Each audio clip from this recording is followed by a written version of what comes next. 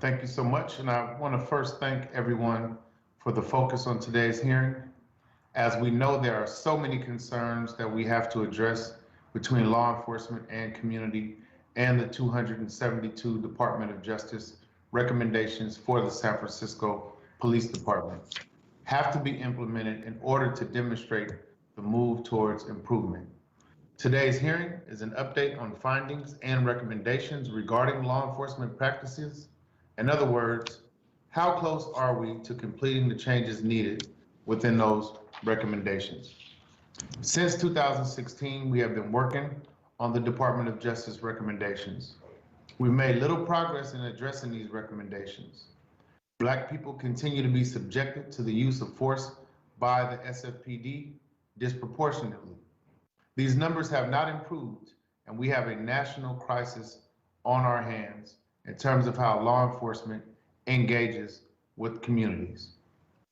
We have heard hours of public testimony on why we should continue to reinvest money to help achieve better outcomes in community. This last budget year, along with the mayor's office, we were able to divert $120 million over the next 2 years to add back to community from the San Francisco Police Department. That was long overdue, and as the Black community has a long negative history with police departments across the nation. I want to take a moment to just call out some of the victims of police violence in hopes that we can work towards these reforms so that we can ensure these types of incidences never occur in our city again. This is San Francisco.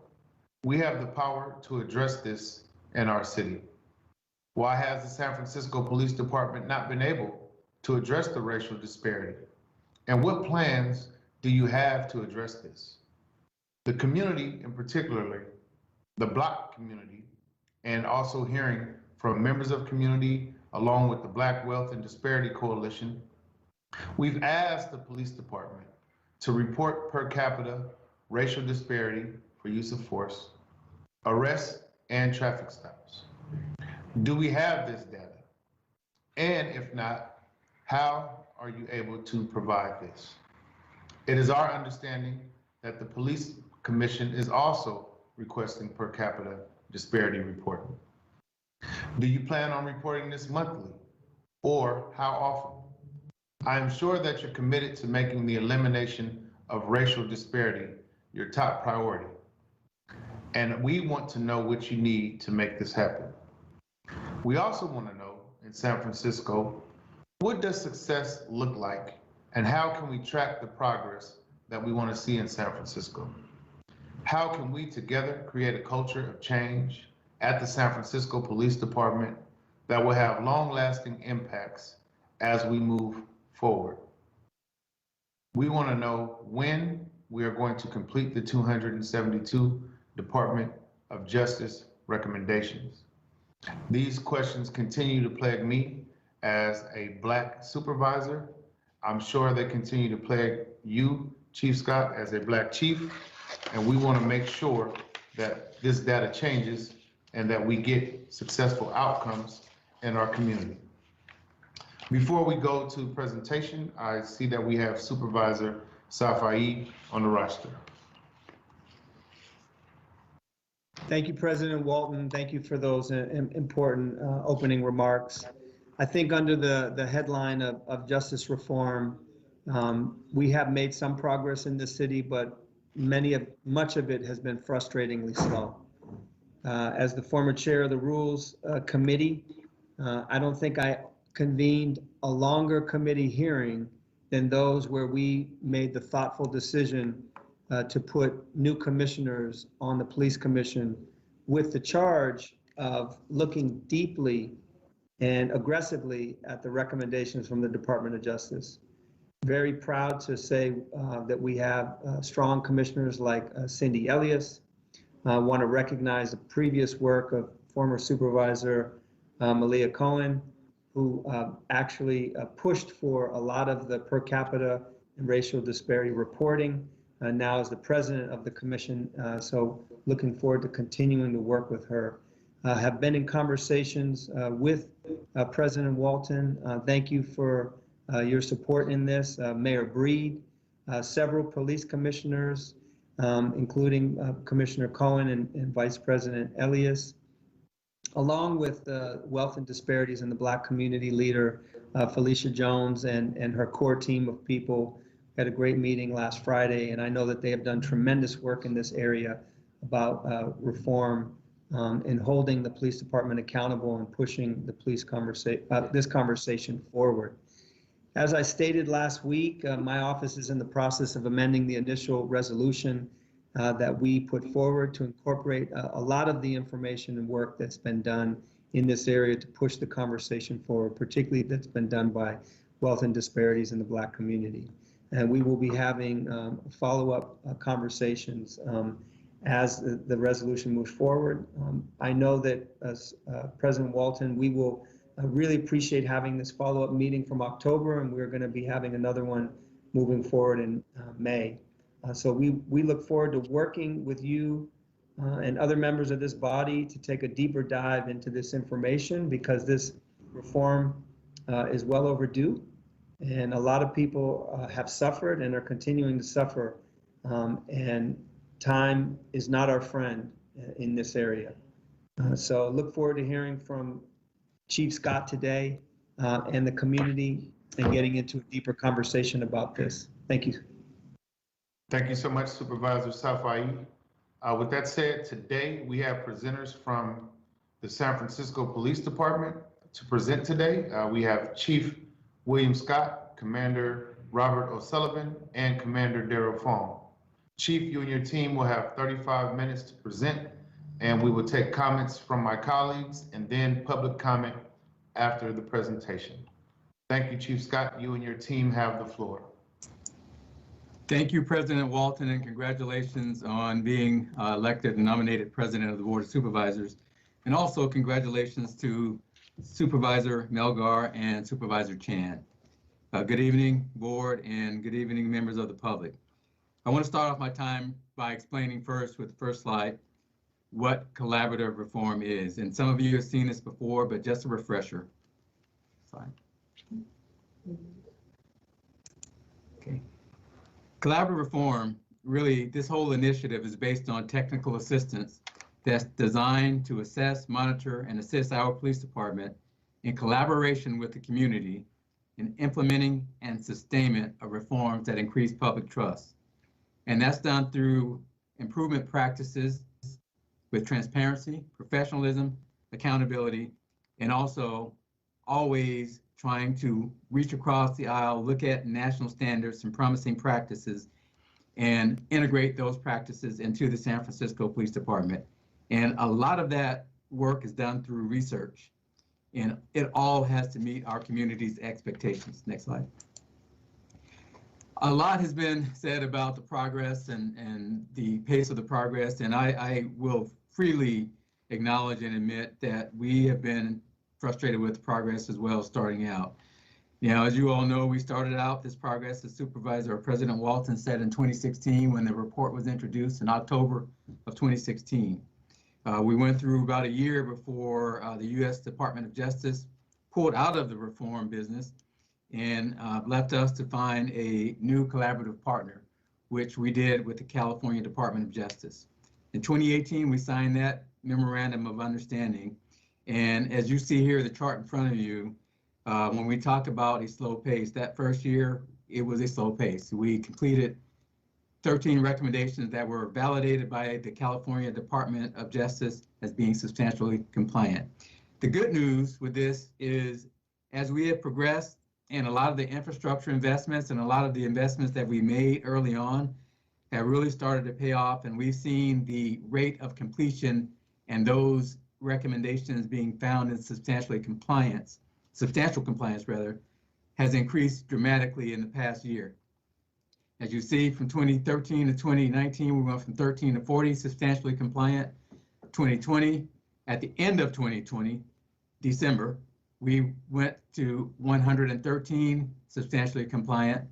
And we're in the first month of the year, January of 2021, we're actually at 131 substantially compliant recommendations, and we've actually submitted and completed 193. Now, those 62 between the 131 and the 193, those recommendations are in review with the California DOJ and or Hillard Hines, which is the independent consultant that the city and county has hired on to provide technical assistance for this work. Next slide.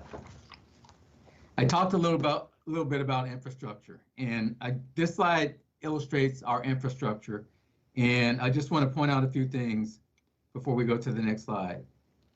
The boxes in yellow are all additions that were a part of restructuring the police department to build this department to not only implement reform, but to sustain it. Those boxes included the reinstitution of assistant chief positions, the addition of a executive director of strategic management, director of crime strategies, and a director of public policy and public affairs, and a director of labor relations. These boxes, these yellow boxes, all have a direct impact on our ability to implement reform. And as all these pieces came together, as late as May of last year, when we finally hired our director of labor relations, we've really seen an acceleration, a rapid acceleration in both the completion of the recommendations and the recommendations being found in substantial compliance. And I just want to highlight that because that's very important when we talk about the length of time that has taken us to get to the point that we are now. The boxes in red are commanders. The 4 of those 5 boxes were existing positions. The commanders on that middle line are all existing positions: airport, metro, administration, and risk management.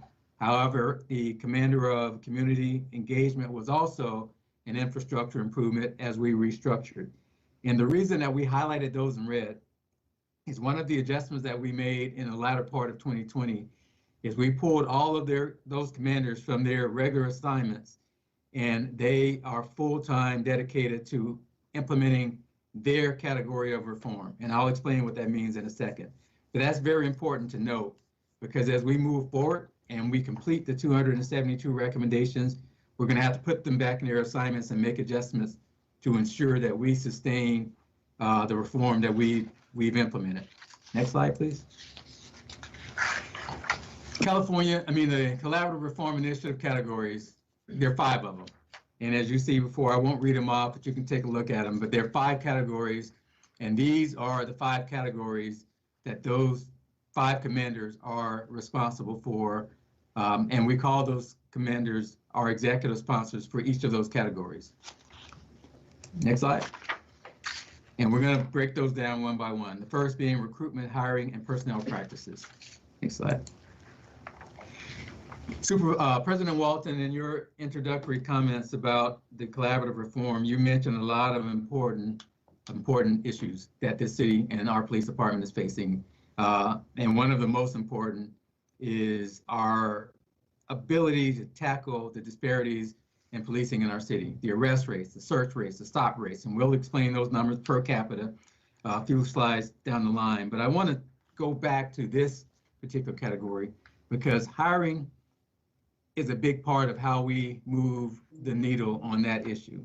Hiring a more diverse department, hiring a department that is culturally sensitive, culturally aware, hiring a department that has the mindset and the heart set of reform and service. And that's really one of the key components to a police department progressing and moving forward. In 2018, we created a staffing and deployment unit.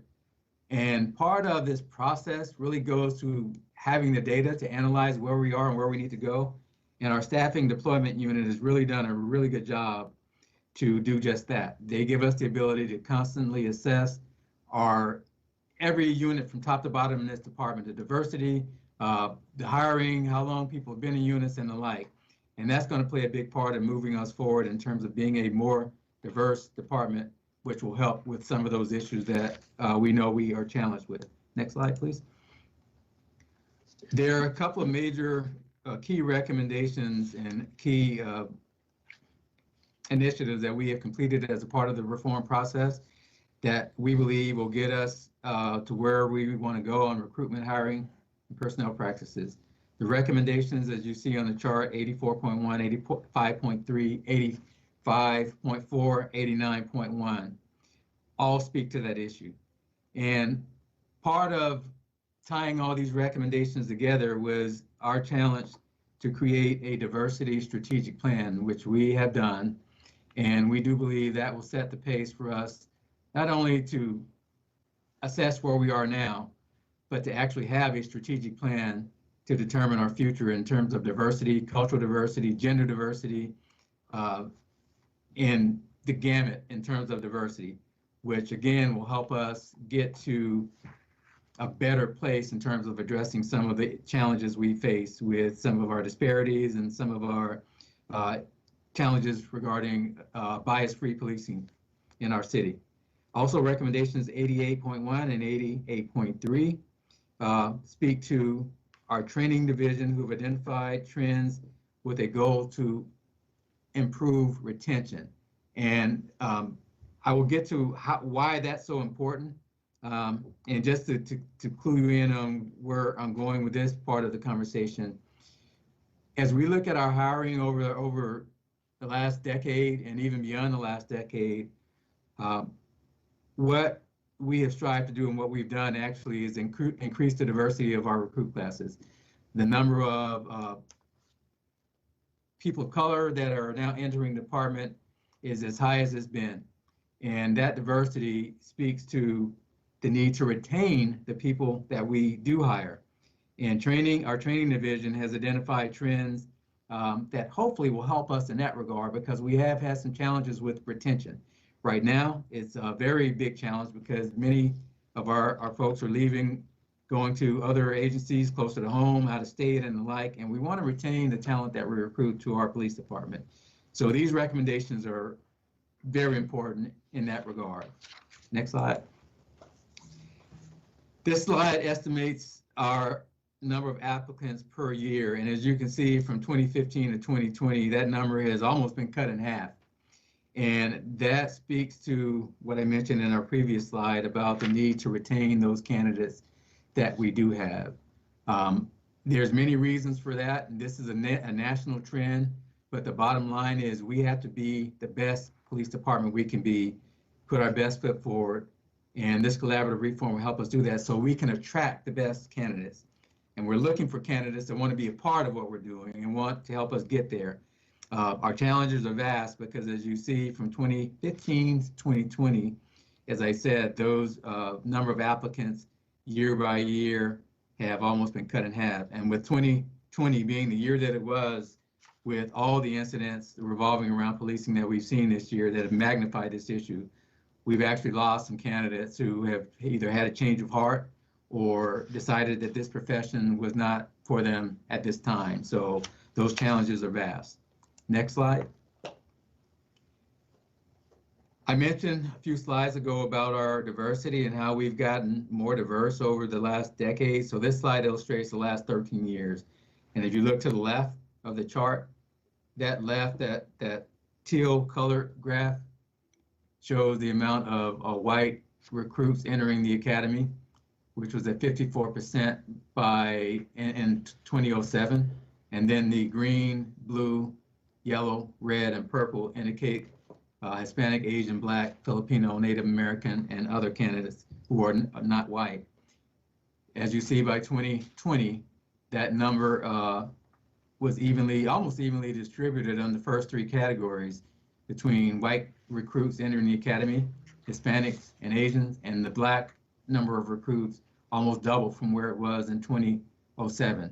That is the direction that we want to go, and that's the direction we want to continue to have, is to have that type of diversity. And it really speaks to what I said earlier about that diversity makes us better, makes us stronger, and helps us relate to the community and build trust and do the things that we need to do to be a better police department.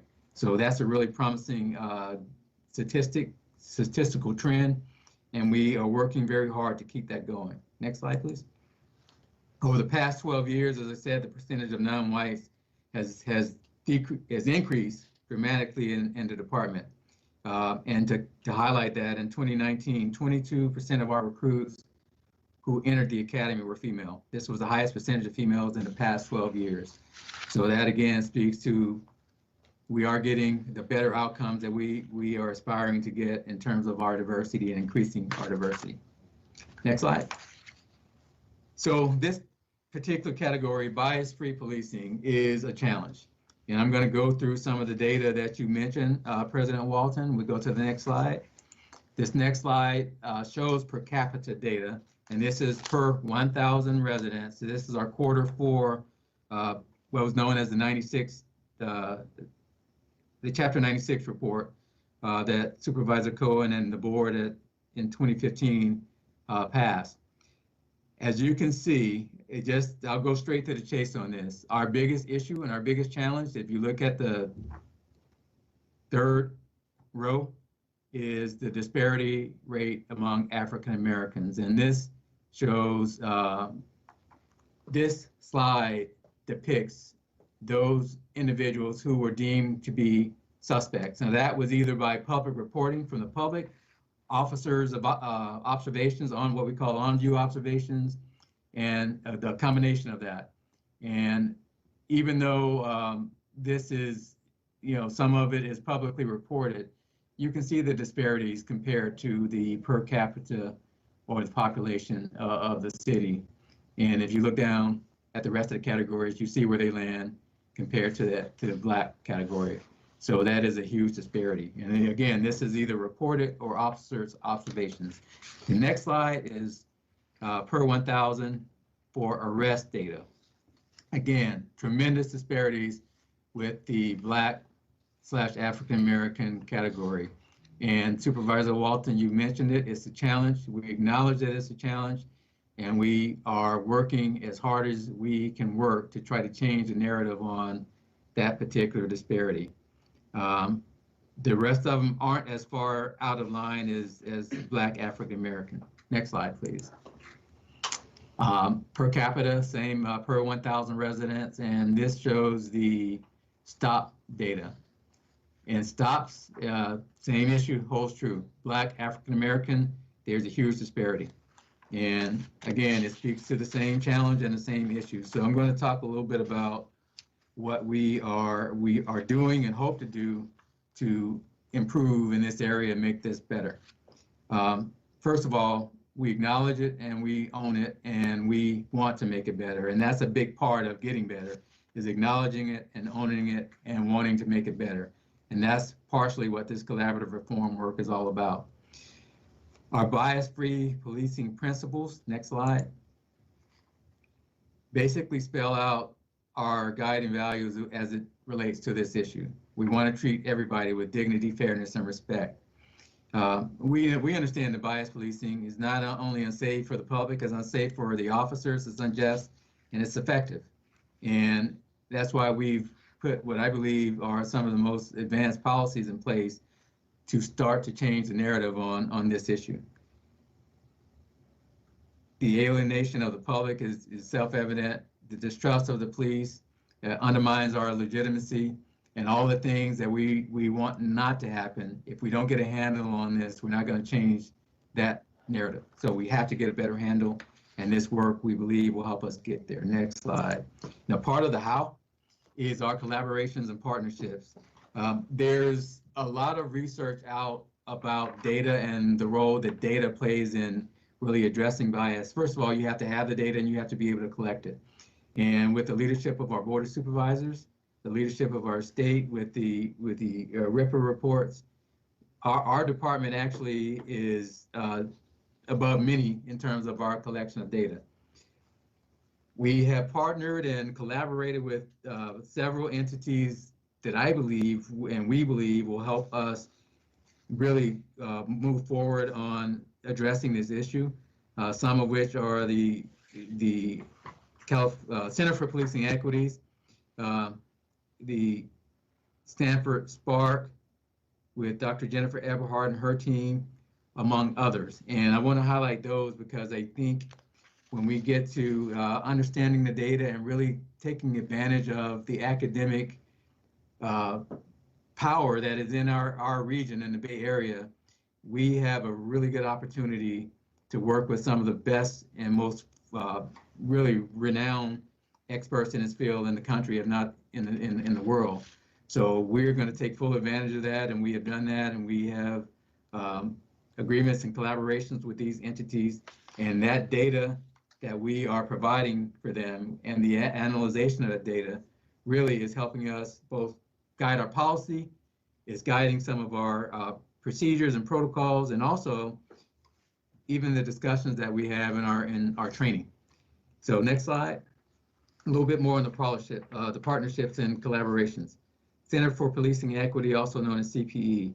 They just issued a report that really speaks to a lot of the same issues that I just mentioned and President Walton mentioned. So none of this is new to us, and we acknowledge it. The question is, when does it get better? That's the question that President Walton said in his opening remarks. That's the question that we know the public wants to know and wants to hear, and they want to know how. Part of what's happening with these collaborations as they analyze our data is they offer recommendations. And in the case of CPE, some of the recommendations from their latest report, we have already implemented, and we plan to implement others. Same thing with Spark. Our data analysis is key. It's key to policy being informed, the police commission being informed, the board of supervisors being informed, and more importantly, the public being informed. And definitely that's something that is a big part of the collaborative reform and the recommendations is collection of data. And it's something that we've gotten better at, but we still have a long, long way to go till we get to where we need to be. The last thing is training. As you may have seen this past year, training has been a big part of the calls for reform across our nation, and San Francisco is no exception.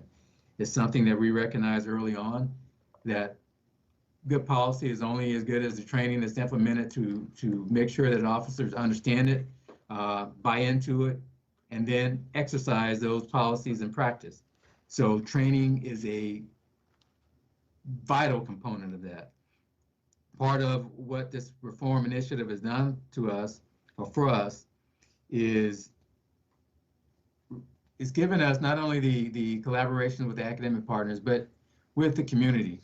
We've gotten better with our community stakeholder input, and that's been evident, particularly this past year. A lot of the policies that we've been working on for several years have come to fruition, and a lot of the hurdles that we had and the miscommunications and some of the challenges we had earlier are starting, they've gotten a lot better. And I think we're in a really good rhythm, and that's one of the reasons that you're seeing a lot of these policies move forward a lot quicker than they have in the past.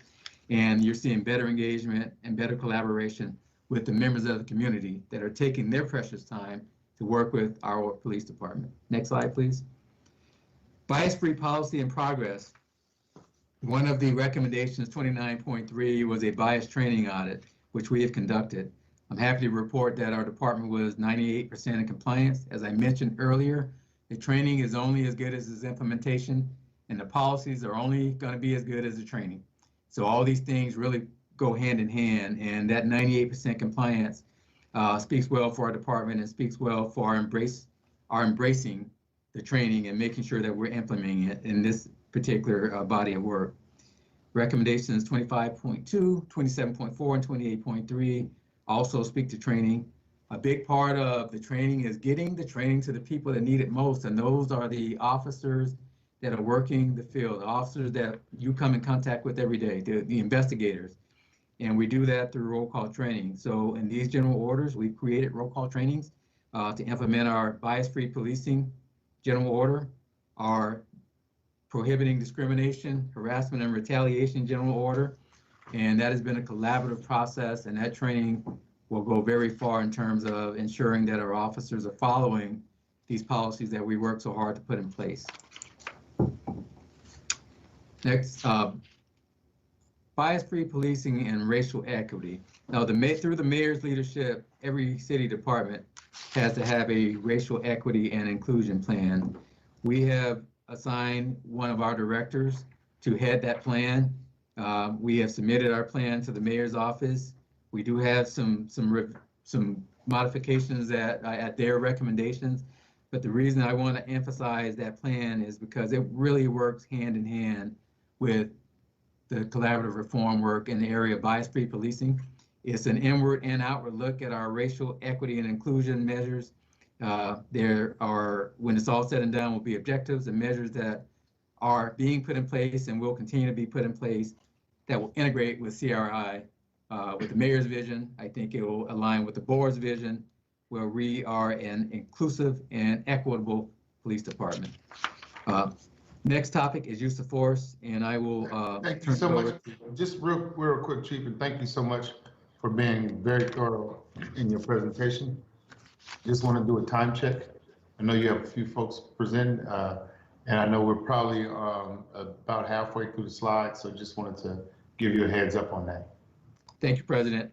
And we are probably a little bit more than halfway through the slides. So our next presenter is Commander Rob O'Sullivan. Thank you, Chief.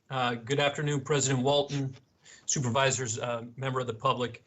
As mentioned, my name is Rob O'Sullivan. I am the executive sponsor assigned to the use of force portion of CRI, and I am also the commander assigned to the department's risk management office. I have 4 or 5 slides that I'm going to go through this afternoon. It should take about 5 minutes of time. If you would please advance to the next slide. So as we've done in the previous sections, we are starting here with some data. And as the chief has mentioned, what we've seen across the board, across different categories, is the disproportionate effects as it relates to African American and Black persons. And, as we look at the use of force bucket, we see that the African American community represents roughly 6% of the population in San Francisco, yet are involved in nearly basically 38% of the use of force as used by our officers. This is something that we're very concerned about, and as the chief mentioned, we are taking a deep look at it to include partnerships with different academic institutions. If you please go to the next slide. So I wanted to begin with where we stand in terms of the use of force CRI bucket. There are 58 recommendations. Of those, 49 have been completed, or 84%. 41 of the 49 have been deemed substantially compliant, which means that they are completely signed off, and 8 are under review with either Cal DOJ or Hillard Hines. So since Chief Scott's last update to the board, several use of force recommendations have been reviewed, and 5 of those are highlighted here. I'd like to go through each one of them. General Order 3.10 speaks to our Firearm Discharge Review Board. This order mandates the quarterly meeting of select command staff members, a police commissioner, executive director of the Department of Accountability, and Department Training Division and Risk Management personnel for the purpose of reviewing administrative investigative findings related to a member's use of force, specifically firearm. The voting members of the board determine whether a member's use of a firearm was within policy. The board, per policy, is responsible for the identification of policy and training gaps. What was articulated in the CRI report was that the Firearm Discharge Review Board is limited in scope and fails to identify policy, training, and tactical considerations. So in consideration of this finding, the department, beginning in fall 2019, now includes representatives of our Field Tactics Force Options Unit in the FDRB quarterly meetings. And Field Tactics Force Options, that unit is known within the department as FTFO, which I'll refer to it. FTO was created in May 2019 as a new unit within the training division to provide oversight, consistency, and guidance with respect to the application of field tactics and force options by officers during encounters with suspects. FTFO personnel provide instruction to members to ensure officers are best prepared to face the challenges they encounter and to reinforce and enhance our officers' tactical knowledge, skills, and abilities. Today, every officer involved shooting is reviewed by FTFO personnel. This review runs separate from but concurrent with our administrative investigation. At the conclusion of their assessment of an officer involved shooting, the unit issues a written report concerning all relative policy, training, and tactical considerations and offers recommendations to address policy and training gaps. This has really proven to be a very significant step in the advancement of our understanding and applicability of use of force. Second is finding 6.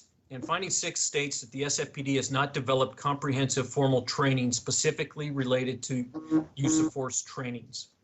And specifically recommendation 6.1, the Training and Education Division should adopt and implement a formal learning needs model that identifies and prioritizes training needs and subsequently design and present them in the most effective ways possible. Again, the FTF unit has been responsive to this particular finding. That unit is responsible for the creation and delivery of the department's use of force curriculum. The learning needs model used by the staff within the FTFO is collaborative. FTFO staff meet regularly with members from all training division disciplines to discuss trends in department uses of force to inform training needs. Defensive tactics, range, field training office, professional development unit, and basic academy staff meet to discuss use of force across the department. The FTFO unit also regularly communicates with other law enforcement agencies to identify best training practices in the use of force. This occurs on a local, regional, and a national level. Finally, FTFO and representatives of the Department of Police Accountability meet regularly. In fact, representatives of the DPA have attended trainings at the academy that have been offered by the FTFO unit. The last 2 recommendations on this slide, 18.2 and 18.3, state the SFPD should create an on-scene checklist for use of force incidents, and the SFPD needs to develop a protocol for proper development and handling of officer statements. Again, as in other areas, we've made tremendous progress. These recommendations speak to how supervisors investigate use of force incidents, as well as how officers articulate and memorialize a reportable use of force. Approximately 2 years ago, we developed and implemented our first supervisory use of force evaluation form that has since been updated and will be updated a second time with the adoption of Department General Order 5.0 revisions to it. Department General Order 5.0 requires that officers include certain information in their incident report, narrative, or statement. Such information includes a subject's actions necessitating the use of force and efforts to de-escalate prior to the use of force. If you'd advance to the next slide, please. So you'll see here a slide this is the first page of our Department General Order 5.01. And there was a portion of it that's highlighted in red. The policy itself is approximately 19 or 20 pages. And we put this here because this Department General Order, although it was updated in 2016, shortly after the CRI report came out, we're always looking at ways that we can improve. And currently, Department General Order 5.01 has undergone some changes or is undergoing some changes. And I'd like to briefly highlight some of those changes. First, before I do that, I want to mention that you can see the picture in the upper left, and that's obviously a reference to George Floyd and the incident that occurred in Minneapolis over the summer, the late spring.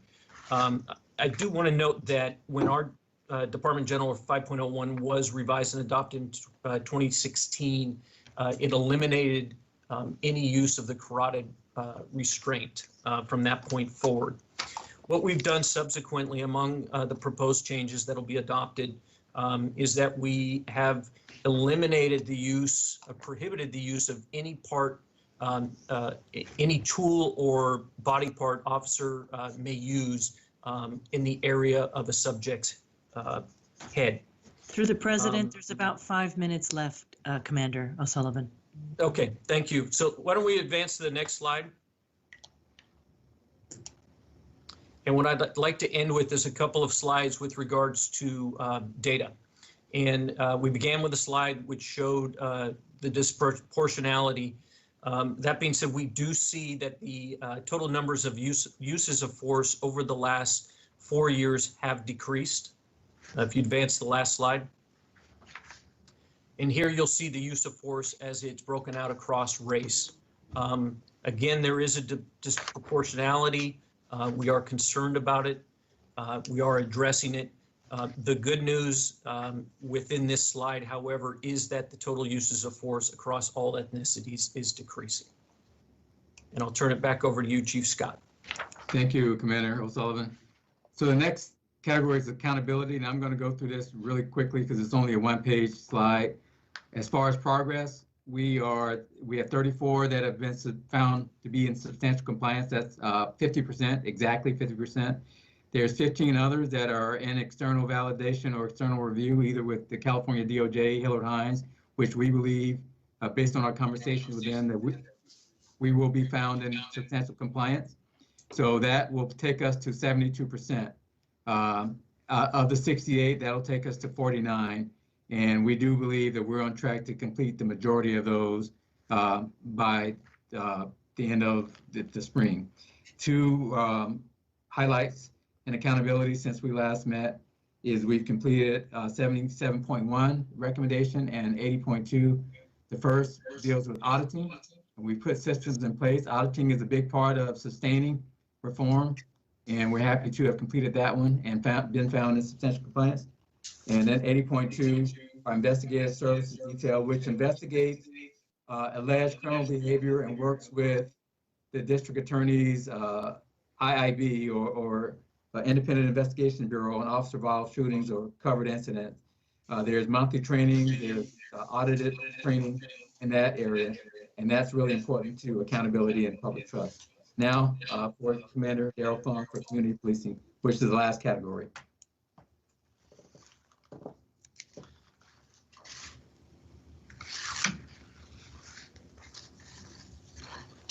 Can you say Commander?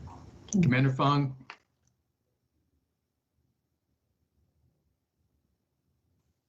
Thank you, Chief. Sorry, I was on mute. So good afternoon, President Walton, members of the Board of Supervisors, members of the committee. My name is Darrell Fong, Commander of the Department's Communication Division and the Executive Sponsor for the Community Policing Objective. I'll be reviewing a couple of slides that provides an update regarding the CRI process under the Community Policing Objective. So under the 2016 US DOJ Collaborative Reform Initiative, the department reviewed 60 recommendations associated with community policing and utilized these as a guide to develop a plan of action to restructure community policing efforts and to strengthen community relations and support crime strategies. Under the Community Policing Objective under CRI, in response to a DOJ recommendation in 2016, the department created the Communication Division to oversee and promote community policing throughout the department. That division is overseen by Commander David Lazar, who initiated and led the development of the department's community policing strategic plan. In August of 2019, the department introduced its community policing strategic plan, which outlined the department's vision, value, goals, and objectives for community policing. This strategic plan was created over a one-year process with extensive collaboration with input from hundreds of community stakeholders to ensure community policing values and priorities were integrated into the department practice and policies. These vision, value, goals, and objectives served as a foundation for the revision of the Department General Order on Community Policing 1.08, which guides our members on how to best protect, serve, and work with our community. This general order was presented to the Police Commission on October 2020, and is being scheduled to be heard for final adoption by the Commission in the next month. The department's community policing strategic plan, as illustrated by this next slide and chart, is built on the values of respect, partnership, honesty, transparency, and responsibility. It encompasses the tenets of procedural justice, consisting of voice neutrality, respectful treatment, and trustworthiness, and the pillars of 21st century policing. The Community Policing Strategic Plan outlines the goals of communication, education, problem solving, relationship building, and organization, and is supported by an implementation plan as illustrated, consisting of data collection analysis, community policing problem solving, accountability and training, and to help advance stronger and more trusting partnerships with our communities that we serve, resulting in improved quality of life and reduction in crime in our neighborhoods. Now, the goals and objectives under the Community Policing Strategic Plan also was created in alignment and support of the Department Strategic Plan 1.0 of collaboration, improving responsiveness, measuring, communicating, and strengthening the department while defining our future. Through the CRI process, with the development of the Community Policing Strategic Plan, which resulted on the General Order on Community Policing, the department has implemented many DOJ recommendations to help advance the department's values and goals under its strategic plan. Currently, under the Community Policing Objective, the department has completed 45 of our 60 DOJ recommendations, 25 of which have met substantial compliance, 17 are under external review or validation, 3 currently under internal review, while 15 remain in progress. That gives us about a 75% completion rate for community policing. Now, to date, some of the recommendations I'd like to highlight, which have been implemented in support of the strategic plan, include a data collection analysis plan resulting in community surveys being created and implemented on the department's webpage to obtain valuable feedback on the effectiveness of events, programs, and strategies. These surveys currently provide feedback on community events, programs, foot and bike patrol deployment, as well as implicit bias. There's a direct link to the district station captains currently that have been established on the department's website for enhanced communication with the community, an internal electronic platform, sharing data across throughout the department on community policing strategies, community engagement events and programs throughout the department, help to measure progress and effectiveness, a community policing problem-solving plan under which the department has reestablished the Chiefs Community Advisory Forums, comprised of community members representing 14 diverse communities to discuss and collaborate on community issues to help advance our goal of enhanced relationship building and problem solving. The department has also established a community liaison unit, which is comprised of diverse sworn members serving as liaisons to the African American, Muslim, Asian Pacific Islander, LGBTQ, and Latinx communities.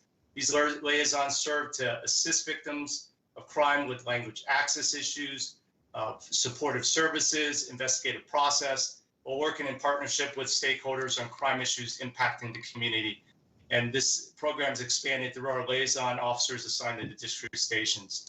The district stations also prioritize time and resources for officers to participate in community events and relationship building and problem solving. The community advisory boards and community meetings at the district stations further are utilized to communicate and enhance transparency with the community, as district stations currently host quarterly community meetings discussing 21st century policing principles, implicit bias, the Department of Police Accountability complaint process, use of force report, and the officer involved shooting quarterly report. The department has also established a video messaging and social media strategy through coordination with the Community Engagement Division and the Media Relations Unit to highlight the department's policing priorities with the community internally and externally. This is supported by videos that have been created featuring the chief and command staff, emphasizing the importance of the community policing strategic plan. And under an accountability plan, the department has implemented an accountability structure through the establishment of internal and external community policing review committees to support and measure progress on community policing initiatives. Internal review committees are comprised of discussions with district station captains at monthly community policing regarding their efforts and strategies. Additionally, there are annual community policing strategic plans that are required throughout the department, with each bureau and division outlining priorities and goals. The department also implemented community policing metrics in its members' performance review process, with expanded training and review within the field training program involving new members as well. In addition, the department has established an Officer of the Month and Officer of the Year process, demonstrating the value in elevating the recognition of members engaged in good community policing practices that embody a guardian mindset philosophy, recognizing that the members' roles as protectors are rooted in empathy, understanding, and mutual respect, and a commitment to collaboratively identify and problem solve issues to enhance safety within our communities. And under our training plan, in its commitment to strengthening the department and organization, the department under the Community Engagement Division will continue to review national best practices on community policing concepts and partner with the training division on providing updated training both in field training as well as in our continuous professional training for members. Community policing principles and strategies, 21st century policing concepts have also been incorporated within roll call training issued quarterly by the training division throughout the department. To summarize, these are just some of the recent recommendations which have been implemented through the CRI process to help advance our department's goal of building safer communities through stronger and more trusting partnerships. And I'd like to just share one in a series of videos that the department has created to highlight our department's community policing priorities and commitment to partner with our communities. Thank you so much, Commander Fong. And before you share the video, can you give us a time check on that video, please? It's only less than a minute, President Wong. Thank you so much. Yes, sir. Thank you. In partnership with the San Francisco community, SFPD has created a community policing strategic plan centered on our department's core values: respect for all members of our community, partnership with the public to find solutions to local issues, honesty and transparency with the communities we serve, and responsibility and accountability for our actions. We as police officers can't keep our city safe without the help of communities we work for. Problem solving is an important goal to our community policing strategic plan, and we know it takes collaboration between law enforcement, the public, and our city partners to address our city's challenges. Under our strategic plan, we are organizing all 10 district stations to be able to connect the public to resources and services that may normally be outside of our scope. This means we're working with individuals, community-based organizations, and city services to make sure we can be part of the solution to everyday problems that aren't necessarily safety related. Learn more about our community policing strategic plan and let us know what you think at sanfranciscopolice.org. And that concludes my presentation. I'd like to turn it over back to Chief Scott. Thank you, President Wong. Thank you, Commander Fung. And President Walton, I know there's 11 more slides, but I can get through those 11 in less than 5 minutes. And I want to thank the board for its patience. And I know this is really important information, but with your permission, I can get through the remainder in less than 5 minutes. Thank you so much, Chief. Sounds good. Thank you. So this is the really important slide. It shows exactly where we are. 272 recommendations. We have completed 193 of those. So 79 are in progress. As I said, we have 131 that have been found substantially compliant. Now, the next figure, the 998, the compliance measures, we have an agreement and collaboration with Cal DOJ that each recommendation has compliance measures that have to be met before we can be found in substantial compliance. There's 998 of them total. We have completed 792 of them, and that's validated through either total substantial compliance or our conversations and technical assistance that we receive from the California DOJ and or Hillard Hines. And so that leaves 206 compliance measures in progress. Next slide. This is just a graphical illustration of the progress since October 19th. And as you can see, this really highlights what I've been said earlier in the slides. Next slide, please. The important part here is if you look where we were in 2016, which is boxed in, and 2020, you do see significant better outcomes with use of force, which has been reduced by 58%, pointing of a firearm, which has been reduced by 71%. And the biggest category where that reduction has taken place is pointing of the firearms of Black African Americans. And if you track that and compare that with our calls for service, which have increased from 2016, I think that does show some pretty significant progress in terms of getting better. Our officer-involved shootings, we had a really good stretch from 2018 until actually December of 2019, where we had our first one in almost 18 months or over 18 months. And then we had 3 last year. But our average over the last 3 years is significantly lower than it's been over the last 25 years, significantly lower.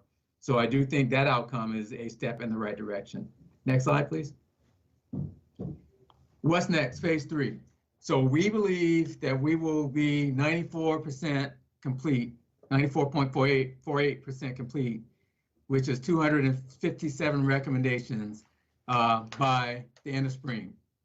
And that's based on the rate that we're going right now, the ones that we have in progress in terms of review, the ones that we have already collaborated with our technical advisors on, and we are very confident in that number. So 94.48% by the end of the spring of this year. Many recommendations have been implemented, and we are in the process of documenting that for California DOJ review, so we can get these recommendations to substantially compliant status. Next slide. Next slide. Here are our priorities for 2021 in terms of our strategic priorities: reducing gun violence, training and professional development, improving efficiency through technology, and reform and implementation sustainability. Those last two, improving efficiency through technology and reform and implementation and sustainability, really go hand in hand.